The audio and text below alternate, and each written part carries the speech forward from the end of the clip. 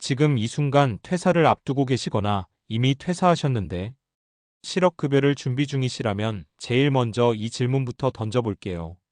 같은 나이, 같은 기간 일했고 같은 날 퇴사했는데 왜 어떤 분은 1224만 원을 받고 어떤 분은 660만 원만 받았을까요?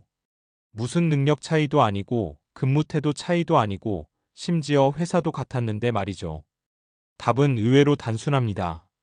과거에 실업급여를 받은 적이 있느냐 없느냐. 딱 그 한 줄의 이력 때문에 564만 원이 갈렸습니다. 그런데 더 어이가 없는 사례가 있습니다. 같은 63살인데 신청일이 이틀 차이 났을 뿐인데 어떤 분은 1년 동안 고용센터를 4번만 가면 되고 어떤 분은 13번을 가야 했습니다. 무려 9번이 더 늘어난 겁니다. 이틀 차이가요. 이틀. 여기서부터가 오늘 이야기의 핵심입니다. 올해는 특히 날짜가 사람을 가릅니다. 2026년은 1월에 금액이 바뀌었고 3월에는 기준이 또 바뀝니다. 그래서 내가 언제 퇴사했는지, 언제 신청하는지, 내 나이가 몇 살인지, 과거 수급 이력이 있는지에 따라 받을 돈도 달라지고 해야 할 일도 달라집니다. 회사는 이런 걸 친절하게 하나하나 알려주지 않습니다. 정부도 보통은 바뀌었습니다라고만 말하고 내 상황에 어떤 파장이 있는지까지는 챙겨주지 않죠. 결국 모르면 손해입니다. 그리고 그 손해가 몇만 원이 아니라 몇백만 원이 될 수 있습니다. 지금부터 한 호흡으로 차근차근 정리해 드리겠습니다. 원래 제도 자체가 복잡한데 올해는 변화가 2번이나 겹치니 더 헷갈리실 거예요. 그래서 순서를 딱 잡겠습니다. 먼저 3월 변경이 누구에게 적용되는지, 다음으로 무엇이 바뀌는지, 그 다음 재취업 활동이 어떤 종류로 나뉘는지, 그리고 1월에 바뀐 금액 기준은 퇴사일과 어떻게 연결되는지, 마지막으로 받을 수 있는 사람과 못 받는 사람을 가르는 조건과 수급 일수와 방문 횟수를 결정하는 규칙까지 한 번에 이어서 정리하겠습니다. 먼저 3월 이야기부터 시작해 볼까요? 상상해 보세요. 63살인 이경수 씨가 2월 25일 고용센터에 갔습니다. 담당자가 이렇게 안내합니다. 앞으로 실업 인정은 4주마다 한 번씩 하시면 되고요. 취업 특강도 인정됩니다. 봉사활동도 인정됩니다. 이경수 씨는 속으로 생각합니다. 그럼 매달 특강 한 번 듣거나 봉사 한 번 하면 되겠네. 생각보다 괜찮다. 그렇게 마음을 놓고 나왔습니다. 그런데 같은 아파트에 사는 한영진 씨도 똑같이 63살입니다. 그런데 이분은 사정이 있어 3월 5일에 신청하러 갔어요. 똑같은 고용센터, 비슷한 창구, 비슷한 안내를 기대했겠죠. 그런데 담당자의 말이 달라집니다. 취업 특강은 2번까지만 인정됩니다. 봉사활동도 한 번만 인정됩니다. 그 이후에는 면접 참여나 실제 지원 같은 구직 활동을 하셔야 합니다. 여기서 한영진 씨는 당연히 묻습니다. 왜요? 우리 아파트 이경수 씨는 그런 얘기 못 들었다고 하던데요. 그때 돌아온 답이 이겁니다. 3월 1일 이후에 신청하신 60살에서 64살은 기준이 변경되었습니다. 이게 무슨 말이냐? 열흘 차이로 앞으로 1년 동안 해야 할 일이 완전히 달라졌다는 뜻입니다. 어떤 분은 특강이든 봉사든 비교적 준비활동 위주로도 인정이 되었는데 어떤 분은 횟수 제한에 걸려 결국 실제 지원과 면접을 더 자주 해야 하는 흐름으로 바뀌는 겁니다. 같은 60대 초반인데 신청일이 3월 1일을 넘겼느냐 아니냐가 갈라놓은 거예요. 그럼 여기서 제일 중요한 질문이 나오죠. 정확히 누구한테 적용되는 겁니까? 이건 애매하게 넘어가시면 안 됩니다. 적용 조건이 딱 2가지로 묶여 있습니다. 둘 다 동시에 해당되어야 새 기준이 적용됩니다. 첫 번째 조건은 나이입니다. 만 나이 기준으로 60살부터 64살까지. 이 구간에 들어가면 일단 후보가 됩니다. 그리고 여기서 중요한 표현이 있습니다. 65살이 되는 순간 이번 변경의 영향권에서 빠집니다. 말하자면 65살 이상은 이번 변화가 적용되지 않습니다. 예를 들어 강진주 씨가 67살인데 3월 10일에 신청을 했다. 그러면 3월에 바뀌었다는데요 라고 해도 큰 변화가 없습니다. 65살 이상은 기존 기준으로 간다는 거죠. 두 번째 조건은 신청일입니다. 2026년 3월 1일 이후에 수급 자격 인정 신청을 한 사람. 여기서 또 한 번 강조해야 합니다. 기준은 퇴사일이 아니라 신청일입니다. 퇴사일이 2월 말이든 3월 초든 그건 이 규칙의 기준점이 아닙니다. 언제 고용센터에 가서 수급 자격 인정을 신청했는지가 기준입니다. 그러니까 퇴사는 이미 했는데 신청을 미루고 있다면 이 날짜 때문에 나에게 적용되는 규칙이 바뀔 수 있습니다. 이 부분에서 실수가 아주 많이 나옵니다. 자, 그럼 이제 무엇이 바뀌는지로 넘어가겠습니다. 바뀌는 건 크게 세 가지인데 공통점이 있습니다. 모두 재취업 활동, 즉 실업 인정을 받기 위해 해야 하는 활동의 인정 방식이 바뀐다는 겁니다. 첫째, 취업 특강 인정 횟수 제한이 생깁니다. 예전에는 60살 이상이면 취업 특강을 몇 번을 들어도 재취업 활동으로 인정되는 경우가 많았습니다. 그래서 특강만 꾸준히 들어도 실업 인정 받기가 비교적 수월했던 분들이 계셨죠. 그런데 2026년 3월 1일 이후에 신청한 60살에서 64살은 취업 특강이 딱 2번까지만 인정됩니다. 2번을 쓰고 나면 특강을 더 들어도 그걸로는 더 이상 인정이 안 될 수 있다는 뜻입니다. 둘째, 봉사활동 인정도 횟수 제한이 생깁니다. 예전에는 봉사활동을 등록하고 꾸준히 하면 그 자체가 인정되는 폭이 넓었습니다. 그런데 이제는 딱 한 번만 인정됩니다. 한 번을 쓰고 나면 그 다음부터는 봉사를 계속해도 실업인정용 재취업 활동으로는 부족해질 수 있습니다. 셋째, 결국 실제 구직 활동을 해야 하는 구간이 빨리 옵니다. 특강 2번, 봉사 1번. 이 조합을 쓰고 나면 그 다음 차수부터는 이력서를 넣거나 면접을 보거나 채용시험에 응시하는 것처럼 실제 취업을 향해 움직인 기록이 필요해집니다. 쉽게 말해 준비활동만으로 인정받을 수 있는 여유가 줄어든다는 겁니다. 여기서 다시 한번 정리하자면 65살 이상은 이번 변경이 적용되지 않습니다. 예를 들어 이미숙 씨가 66살인데 3월 중순에 신청했어도 고용센터에서 취업 특강 제한 없습니다. 봉사 제한 없습니다. 같은 안내를 받을 가능성이 큽니다. 다시 말해 65살을 넘긴 분들은 기존 흐름이 유지됩니다. 반대로 60에서 64살이고 신청일이 3월 1일 이후라면 제한 규칙이 적용될 수 있습니다. 자, 이제 중요한 실수 포인트로 넘어가겠습니다. 재취업 활동을 했다고 생각했는데 어느 달부터 돈이 끊기는 사례. 이런 일이 실제로 벌어집니다. 김명수 씨 이야기를 해볼게요. 실업급여를 받기 시작하고 첫 달, 둘째 달은 문제없이 들어왔습니다. 그런데 셋째 달이 되자 갑자기 통장에 돈이 안 들어오는 겁니다. 설마 서류가 누락됐나? 전화해보니 답이 이렇습니다. 이번 차수는 재취업 활동 횟수가 부족합니다. 김명수 씨는 억울하죠. 아니요, 저 취업 특강 들었습니다. 그런데 담당자가 이렇게 말합니다. 취업 특강은 구직 외활동으로 분류되고요. 이번 차수는 구직 활동이 포함되어야 합니다. 그제서야 김명수 씨는 깨닫습니다. 재취업 활동이 한 덩어리가 아니라 종류가 나뉘어 있고 어떤 차수에는 반드시 구직 활동이 필요할 수 있다는 사실을요. 하지만 이미 해당 기간은 지나버렸고 그달 급여는 못 받게 됩니다. 이런 일이 실제로 생깁니다.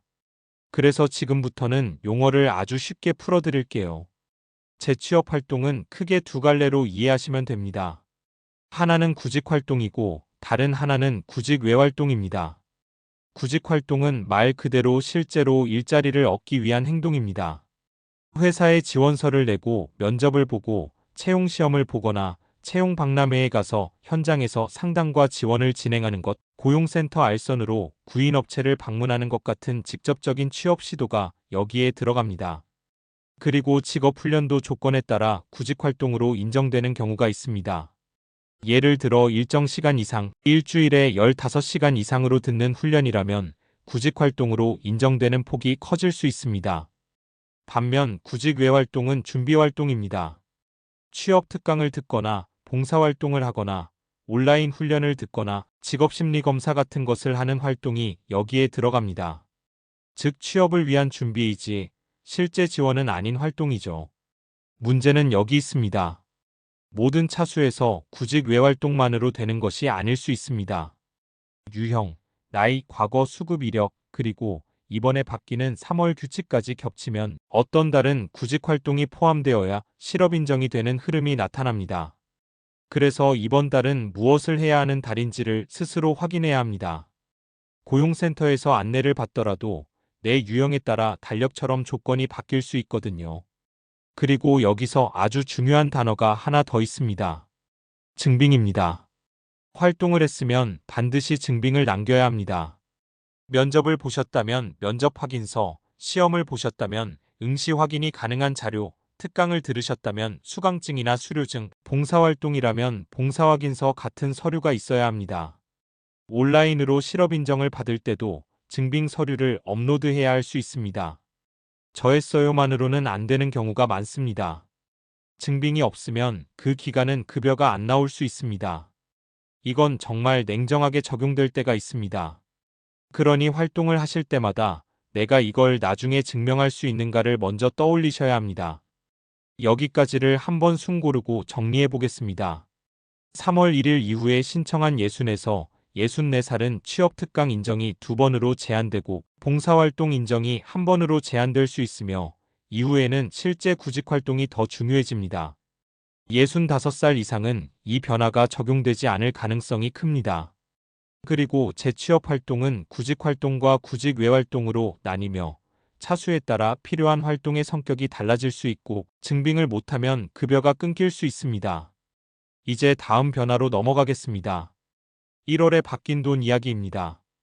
여기서도 날짜가 사람을 가릅니다. 그런데 이번에는 신청일이 아니라 퇴사일이 기준이 됩니다. 이 부분이 앞에 3월 규칙과 정반대라 더 헷갈리시죠? 3월 규칙은 신청일이 기준이고 1월 금액 규칙은 퇴사일이 기준입니다. 그래서 둘을 섞으면 큰일 납니다. 이정혜 씨 이야기를 들어볼게요. 작년 12월 29일에 퇴사했습니다. 월급이 300만 원이었고 실업급여를 신청하니 하루에 6만 6천 원으로 산정됐습니다. 그런데 같은 회사에서 같은 월급을 받던 홍혁진 씨는 나흘 늦게 1월 2일에 퇴사했습니다. 이분은 하루에 6만 8,100원으로 적용된 겁니다. 우리 월급이 같은데 왜 나는 더 적게 받죠? 당연히 억울하죠. 고용센터에 물어보니 답이 이렇습니다. 퇴사일이 12월이면 작년 기준이 적용되고 1월 이후면 올해 기준이 적용됩니다. 여기서 핵심은 상한액입니다. 실업급여는 기본적으로 평균 임금의 일정 비율로 산정되지만 위로는 상한이 있고 아래로는 하한이 있습니다. 그중 상한액이 2019년부터 오랫동안 동결되어 있다가 2026년 1월 1일부터 인상된 것으로 알려져 있습니다. 그래서 1월 1일 이전에 퇴사한 분은 이전 상한을 적용받고 1월 1일 이후에 퇴사한 분은 인상된 상한을 적용받는 구조가 됩니다. 이틀, 사흘 차이로 하루 단위 금액이 달라지고 그게 누적되면 수십만 원 차이가 될 수 있습니다. 예를 들어 수급 일수가 길어지면 하루 차이가 쌓여 총액 차이가 꽤 커집니다. 그래서 돈과 관련한 기준은 내가 언제 신청했느냐가 아니라 내가 언제 퇴사했느냐를 확인해야 합니다. 또 하나 자주 나오는 오해를 짚겠습니다. 나는 신청을 1월에 했으니 올해 기준 아니냐? 꼭 그렇지 않습니다.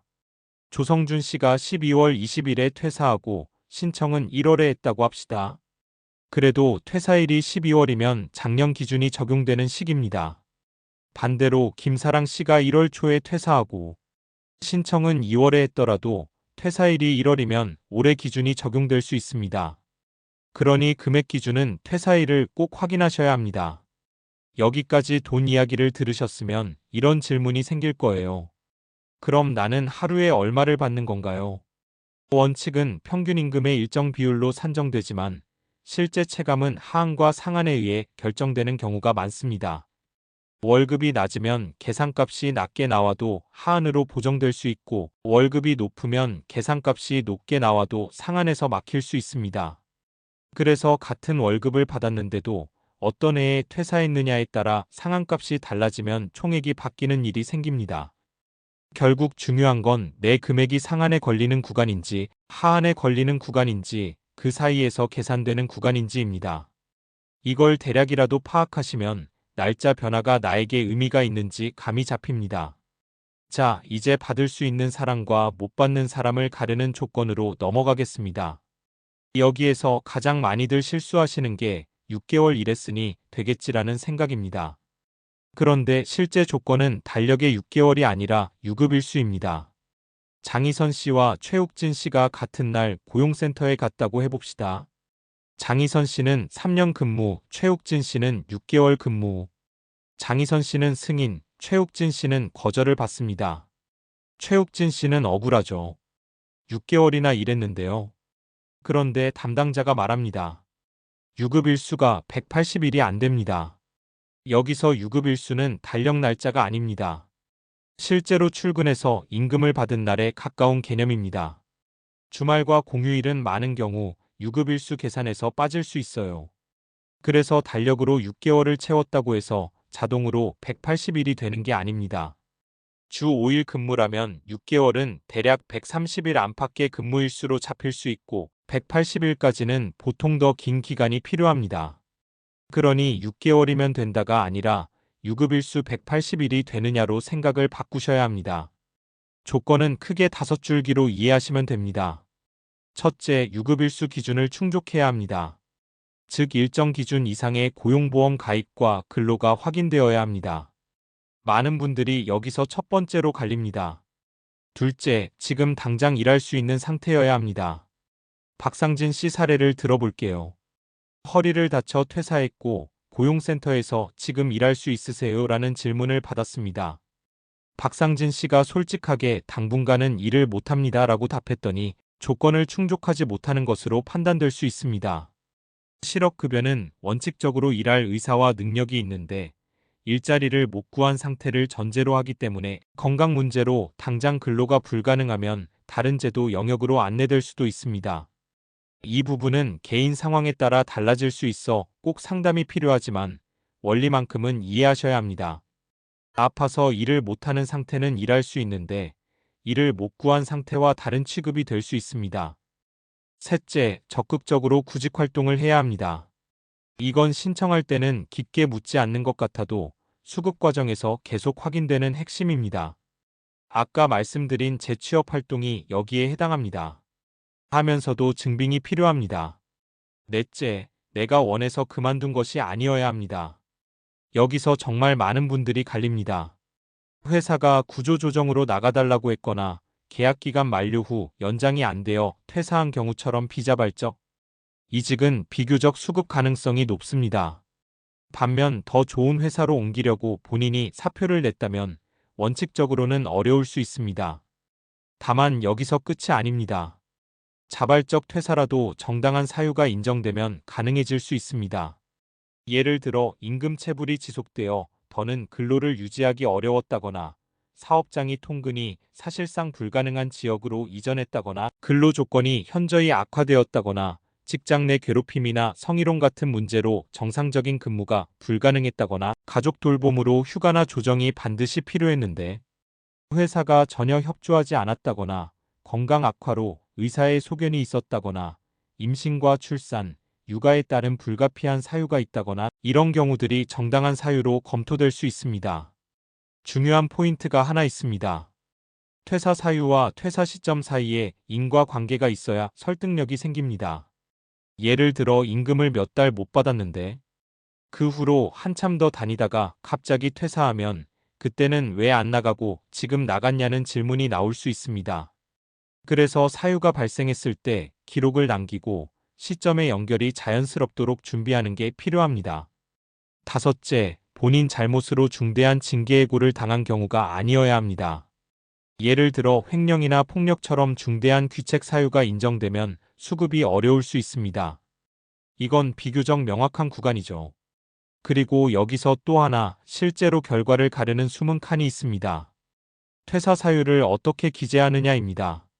정유진 씨는 통근이 어려워져 퇴사했는데 퇴사 사유를 개인 사정이라고 적어 거절되는 식의 상황이 발생할 수 있고 같은 상황에서도 통근 곤란처럼 구체적이고 제도상 분류에 맞는 표현으로 적으면 결과가 달라질 수 있다는 이야기들이 돌곤 합니다. 제가 여기서 드리고 싶은 말은 단순합니다. 내 상황을 가장 정확히 설명하는 표현을 고르고 가능한 한 객관적 증빙과 함께 준비하셔야 한다는 겁니다. 모호하게 쓰면 모호하게 판단될 수 있습니다. 자, 이제 많은 분들이 제일 궁금해하시는 며칠 받느냐로 넘어가겠습니다. 수급일수는 주로 나이와 고용보험 가입 기간에 의해 구간별로 달라집니다. 그리고 여기서 또 하나의 분기점이 자주 언급됩니다.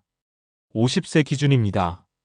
같은 가입 기간이라도 50세 미만과 50세 이상이 수급일수가 달라지는 구간이 있다는 겁니다. 그래서 30살에 같은 기간을 일한 사람과 55살에 같은 기간을 일한 사람이 받는 일수가 달라질 수 있습니다. 이걸 현실 사례로 바꿔볼게요. 김우성 씨가 30살 3년 6개월 정도 일하고 수급일수가 길게 잡힙니다. 그런데 같은 회사에서 같은 기간을 일한 박경화 씨가 55살이라면 더 긴 구간이 적용될 수 있다는 식의 구조가 존재합니다. 중요한 건 나는 몇 살 구간인지, 가입 기간은 몇 년 구간인지를 조합해서 본인의 수급일수를 확인하는 겁니다. 여기서 하루 지급액과 수급일수가 곱해지면 총액이 나오니 결국 총액은 세 가지의 곱으로 이해할 수 있죠. 하루 단가, 수급일수, 그리고 중간중간 실업인정이 끊기지 않도록 활동과 증빙을 유지하는 것. 그런데 오늘 도입부에서 제가 던진 질문, 같은 62살 같은 3년 근무 같은 날 퇴사인데 왜 총액이 564만 원이나 차이 나느냐는 이야기는 여기서 끝나지 않습니다. 그 차이는 단가나 수급일수만으로 설명되지 않을 때가 있습니다. 왜냐하면 과거 수급 이력에 따라 유형이 달라지고 유형에 따라 의무사항이 달라지며 의무사항을 제대로 못 맞추면 중간에 지급이 끊기거나 감액되는 상황이 생길 수 있기 때문입니다. 그리고 그 과정에서 방문 횟수도 달라집니다. 여기서 유형을 세 가지로 나눠 이해하시면 편합니다. 일반 수급자, 반복 수급자, 그리고 63세 이상 또는 장애인 수급자처럼 완화가 적용되는 구간. 실제 세부 분류는 개인별로 달라질 수 있지만 큰 그림은 이렇습니다.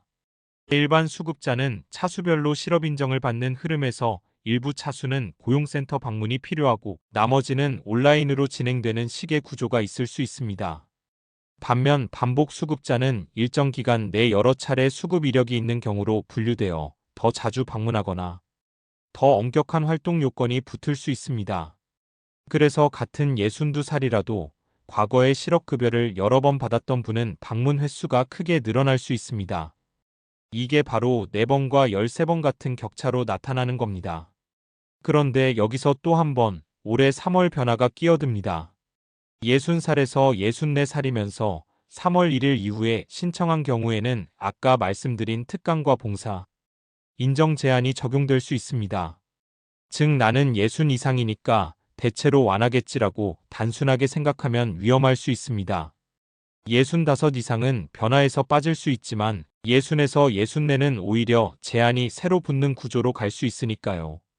그래서 올해는 특히 나는 60대니까 대충 온라인으로 되겠지라는 안일한 예측이 손해로 이어질 가능성이 큽니다. 여기서 한번 여러분 자신의 위치를 체크하는 방식으로 정리해 드릴게요. 지금 방송을 듣고 계신 분이 어떤 유형인지 스스로 가늠하려면 질문이 3개면 됩니다. 첫째, 나는 만 나이로 60에서 64 구간인가 아니면 65 이상인가? 둘째, 나는 수급 자격 인정 신청을 3월 1일 이전에 했는가, 이후에 했는가? 셋째, 최근 몇 년 사이에 실업급여 수급 이력이 반복적으로 있었는가? 이 세 가지의 조합으로 올해 변화가 나에게 직접 영향을 주는지, 어떤 활동을 더 준비해야 하는지, 방문은 얼마나 늘어날 수 있는지 윤곽이 잡힙니다. 그리고 반드시 기억하셔야 할 핵심 한 줄이 있습니다. 3월의 기준 변경은 신청일이 기준입니다. 1월의 금액 변경은 퇴사일이 기준입니다. 이 두 문장을 머릿속에 붙여두시면 최소한 큰 착오는 막을 수 있습니다. 자, 이제 실전 체크리스트처럼 들릴 수 있는 부분을 조금 더 풀어서 말씀드리겠습니다. 실업급여는 내가 낸 고용보험료가 쌓여 만들어진 권리라는 점에서 당당하게 챙기셔야 하는 영역입니다. 그런데 현실에서는 제도가 너무 복잡하고 용어가 어렵고 예외가 많아서 그냥 귀찮다, 나중에 하다가 놓치는 분들이 많습니다. 특히 60대 이후에는 인터넷 검색과 서류 준비가 부담스러울 수 있고 그래서 오히려 더 손해가 커집니다.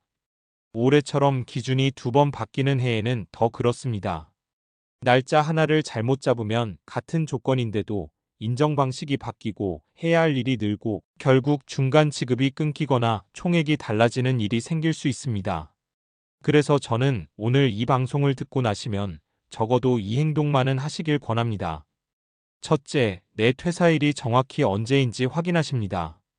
달력상 날짜를 말하는 게 아니라 서류상 퇴사일이 언제로 찍혀 있는지요. 둘째, 내 신청일이 언제인지 확인합니다. 이미 신청하신 분은 접수일을, 아직 신청 전이라면 언제 갈지를 결정할 때 3월 1일을 기준으로 어떤 변화가 붙는지 고려하셔야 합니다. 셋째, 내 나이를 만 나이로 확인합니다. 64냐, 65이냐가 올해는 매우 크게 갈릴 수 있습니다. 넷째, 과거 수급 이력이 있는지 기억을 더듬고 있다면 그 횟수와 시기를 정리합니다. 다섯째, 이번 차수에 필요한 활동이 구직 활동인지 구직 외 활동인지 확인하고 활동을 했다면 증빙을 남깁니다. 제가 일부러 이렇게 5줄로 말했지만 이 5줄만 지켜도 몰라서 손해보는 확률이 확 줄어듭니다. 반대로 이 중 하나라도 놓치면 고용센터에서 이건 안 됩니다라는 말을 듣고 다시 돌아가 서류를 준비하고 이미 지나간 기간은 급여를 못 받는 상황이 생길 수 있습니다. 특히 활동은 했는데 증빙이 없다는 케이스는 정말 억울합니다. 했는데 못 받는 거니까요. 그러니 활동을 하셨다면 그 자리에서 바로 증빙을 챙기는 습관이 필요합니다. 이제 마지막 파트로 오늘 도입부에서 시작한 외 같은 조건인데 돈이 갈린 날을 한 번 더 매듭 지어 보겠습니다. 같은 62살, 같은 3년 근무, 같은 날 퇴사. 이 조건만 놓고 보면 사람들은 당연히 같은 총액을 기대합니다. 그런데 현실에서는 4가지 변수가 더 붙습니다. 첫째, 내가 과거에 수급 이력이 있는지에 따라 유형이 달라질 수 있고 그 유형은 방문 횟수와 의무 활동의 강도를 바꿀 수 있습니다. 둘째, 1월 1일을 기준으로 퇴사일이 달라지면 상한과 하한의 적용이 달라져 하루 단가가 바뀔 수 있습니다. 셋째, 3월 1일을 기준으로 신청일이 달라지면 60에서 64 구간의 인정 방식이 바뀌어 특강과 봉사로 버틸 수 있는 횟수가 줄어들 수 있습니다. 넷째, 재취업 활동이 구직 활동과 구직 외 활동으로 나뉘는데 차수별로 필요한 활동이 다를 수 있어 특강 들었는데 왜 안 되지 같은 상황이 생길 수 있습니다. 이 4가지가 동시에 겹치면 겉으로 보기엔 같은 조건인데도 실제로는 완전히 다른 코스를 걷게 됩니다. 어떤 분은 4번 방문으로 매끄럽게 끝나고 어떤 분은 13번 방문에 더해 실제 지원과 면접이 더 자주 필요해지고 어떤 분은 증빙 누락으로 한 달이 통째로 끊기고 어떤 분은 퇴사일이 며칠 늦어 상한 인상 기준을 타서 총액이 더 늘어나는 식으로요. 제도가 사람을 일부러 어렵게 하려는 건 아닐 겁니다. 하지만 결과적으로는 아는 사람은 챙기고 모르는 사람은 놓치는 구조로 작동할 때가 많습니다. 그래서 오늘의 결론을 한 문장으로 정리하겠습니다. 2026년에는 실업급여가 나이와 날짜와 이력에 의해 갈립니다. 나이로는 60에서 64, 65 이상이 갈리고 날짜로는 1월 1일 퇴사 기준과 3월 1일 신청 기준이 갈리고 이력으로는 반복 수급 여부가 갈립니다. 이 3가지를 정확히 잡아야 돈도 지키고 시간도 지키고 억울함도 막을 수 있습니다. 끝으로 한 가지 마음을 담아 말씀드리고 싶습니다. 여러분이 평생 일하면서 매달 내신 고용보험료는 그냥 숫자가 아닙니다. 여러분이 땀 흘려번 돈의 일부가 제도로 모여 있는 것이고 그 제도는 여러분이 다음 일을 찾는 동안 최소한의 삶을 지켜주기 위해 존재합니다. 그런데 그 권리가 복잡함 때문에 사라진다면 그건 너무 억울한 일입니다. 그러니 올해는 특히 퇴사와 신청을 앞두고 계신다면 날짜를 먼저 확인하시고 본인 유형을 확인하시고 활동과 증빙을 꼼꼼히 챙기세요. 단 한 번의 확인이 몇백만 원을 지킬 수 있습니다. 오늘 말씀드린 내용 중에서 내 경우가 정확히 어디에 해당하는지가 헷갈리신다면 지금 들으신 기준을 그대로 적어두셨다가 퇴사일과 신청일, 만나이, 과거 수급 이력을 먼저 정리해 보세요. 그 4가지가 정리되면 고용센터 상담에서도 훨씬 빠르고 정확하게 안내를 받으실 수 있습니다.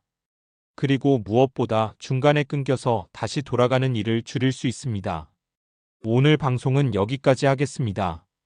다음 이야기에서는 재취업 활동을 실제로 어떻게 설계하면 끊김없이 받을 수 있는지, 그리고 증빙을 가장 간단하게 챙기는 요령을 더 쉬운 예시로 풀어드리겠습니다.